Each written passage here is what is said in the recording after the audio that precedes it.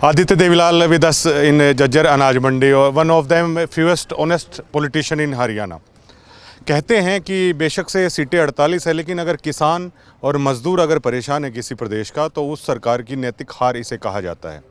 आदित्य देवीलाल क्या मानते हैं, क्या ये सिर्फ नैतिक हार है इस सरकार की, या ये ओछापन आप इसे करार देंगे? क्या कहेंगे सर? प्रवीण जी, मेरे को बड़ा जब मैं मंडी में जाता हूँ तो मेरे को बड़ा अफसोस होता है एक बात देख के कि आज हमारे किसान की क्या दयनीय हालत कर दी। उसे अपनी फसल बेचने के लिए ये साबित करना पड़ रहा है कि ये फसल उसकी है, वो चोर नहीं है। जो अंगूठे का सिस्टम और जो ये इन्होंने मैकेनिज़्म अडॉप्ट किया है, आप सोचो, हम लोगों ने अंग्रेज़ नहीं देखे।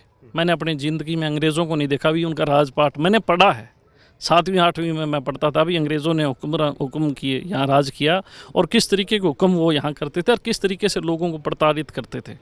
आज मैं ऐसे लोगों को देख रहा हूँ जो वाकई में अंग्रेज़ों के कानून लागू कर रहे हैं। इन कानूनों के विरोध में अनेकों लोगों ने शहादतें दी थी, इस देश को आज़ाद कराया था। किसान इस देश की रीढ़ की हड्डी है। किसान इस देश को पालता है। किसान का बेटा इस देश को बॉर्डर उखाड़ता है। आज किसान कैसा लाचार खड़ा है और सरकारें उसका मजाक उड़ा रही है। नायब सिंह को मैंने कहा था मुख्यमंत्री को, अरे मुख्यमंत्री, तू कहता है मैं एमएसपी दे रहा हूँ, एक फसल बता दो जो आपने एमएसपी पे दी हो। 24 फसलों में से जितनी फसल किसान की आती है आप एमएसपी देते नहीं हो, भावांतर में कन्वर्ट कर देते हो। ना बाजरी एमएसपी पे बिकी, ना गेहूँ, ना एमएसपी पे हमारा चावल बिक रहा है, ना कपास बिक रही है। कोई फसल एमएसपी पे नहीं है।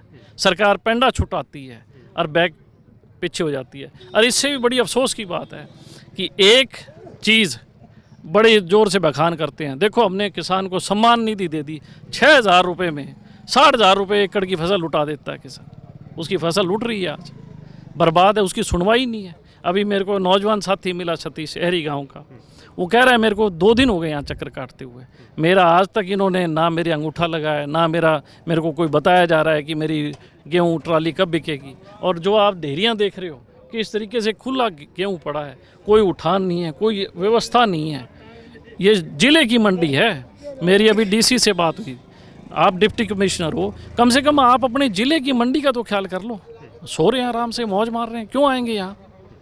ये तो खुशी है ना आपको कि आप और आपके कार्यकर्ता संघर्ष कर रहे हैं, जिस तरह पहलवान जी भी अन्य लोग ये मंडी के अंदर जमे हुए हैं। खुशी नहीं है कि अंतिम विकल्प सत्ता परिवर्तन है क्या इन हालातों का? हमें इस बात का दुख है, खुशी नहीं है। हम लोग राजनीति करने नहीं आ रहे। हम लोग हमेशा जब जब सरकार ये ऐसे हुक्म जारी करती है जिससे लोग परेशान होते हैं, हम लोग लोगों की आवाज़ बुलंद करते हैं। हम लोग ये चीज़ देखने नहीं आ रहे भी कौन क्या कर रहा है। हम ये कहते हैं कि अगर आपने वाकई में किसानों की हमदर्द रखना है तो आपको किसानों के बारे में सोचना चाहिए। मैंने हमेशा से ये देखा है कि किसान इस धरती का देवता है। क्यों उस देवता को तुम तंग कर रहे हो? अंतिम विकल्प क्या होता है? क्योंकि देवीलाल परिवार ने तो सत्ताएं देखी हैं केंद्र तक की भी। अंतिम विकल्प क्या माने? ये हालत रही जो दिख रही है मुझे, क्योंकि आज सत्ता चंद लोगों के हाथ में है और वो चंद लोग चंद साहूकारों को देना चाहते हैं। आज इस देश के अंदर, इतना बड़ा देश है, इस देश के अंदर 4 धन्ना सेठ परिवार इस देश की नीतियों को तय करते हैं, इस देश की आर्थिक स्थिति को तय करते हैं, इस देश की जो हमारी एक्सटर्नल अफेयर्स, जो हमारी नीतियाँ हैं अंतर्राष्ट्रीय, उन नीतियों को वो लोग तय करते हैं। आज हमारा मजाक पूरी दुनिया में उड़ रहा है। पाकिस्तान तो आज मीडिएटर कर रहा है, और हिंदुस्तान, ये थोथे लोग जो बीजेपी के लोग हैं, ये विश्वगुरु बनाने चले थे। आज किसान की हालत क्या है? 70% आबादी जो गांव में बसती है। अच्छा आदित्य साहब, आप एक बात बताइए, क्या इनेलो इतना मादा रखती है? अगर मैं मान लेता हूं, अगर आज आपके हाथ में सत्ता है तो क्या ये हालात आप बदल सकते हैं क्या? दावे से कहता हूँ प्रवीण जी, सत्ता आते ही हम उसकी गेहूँ उसके खेत से खरीदेंगे, उसके खेत से। भावुक हो रहे हैं क्या? भावुक नहीं हो रहा, मैं इसका चेयरमैन भी रहा हूँ मार्केटिंग बोर्ड का। मैकेनिज्म मुझे पता है। हम उसके घर से खरीदेंगे और व्यवस्था ऐसी बनाएंगे कि उसको कहीं परेशान ना हो। सरकार बहुत बड़ी चीज़ होती है। मेरे दादा ने, चौधरी देवीलाल जी ने सरकार चलाई, मेरे ताऊ ने सरकार चलाई, लोगों का जन कल्याण करते थे, भला करने का काम करते थे। हम लोगों ने कभी सत्ता के आड़ में राजनीति नहीं की। हम लोग हमेशा लोगों के साथ रहे, हर जन भलाई के काम में बिना सोचे समझे लोगों की मदद करना।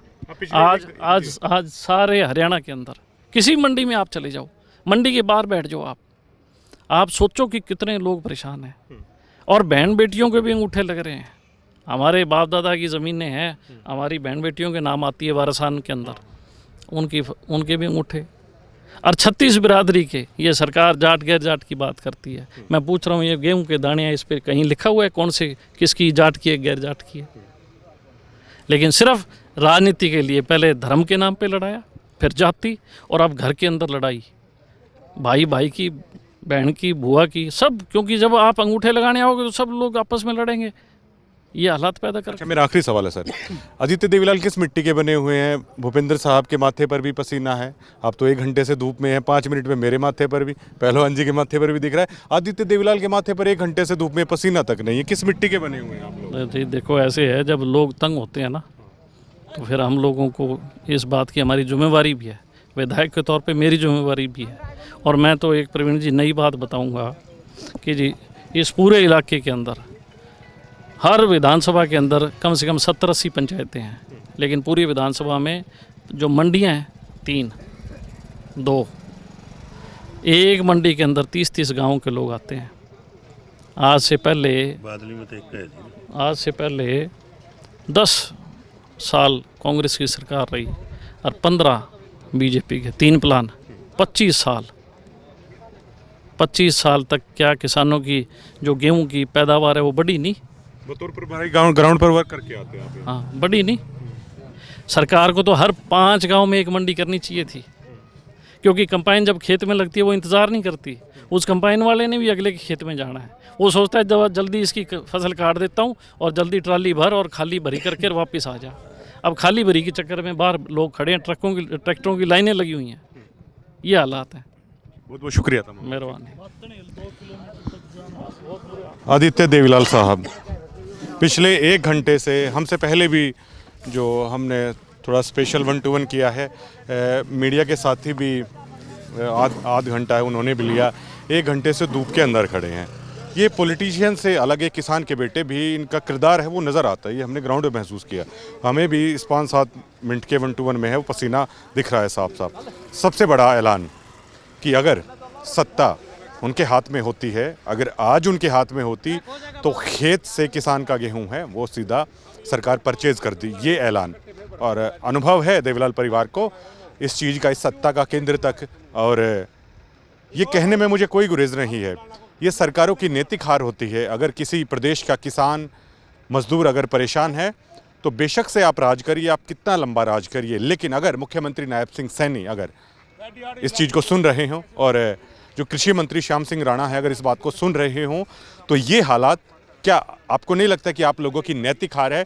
ये सबसे बड़ा सवाल है, और जिसके ऊपर जिम्मेदारी है उसको जिम्मेदारी लेते हुए बड़ी दिक्कतें हैं। आप इन हालातों को देख सकते हैं कि पहले तो जो एंट्री होती है ना, वहाँ से बड़ी दिक्कत होती है किसानों को, ये सबके सामने है।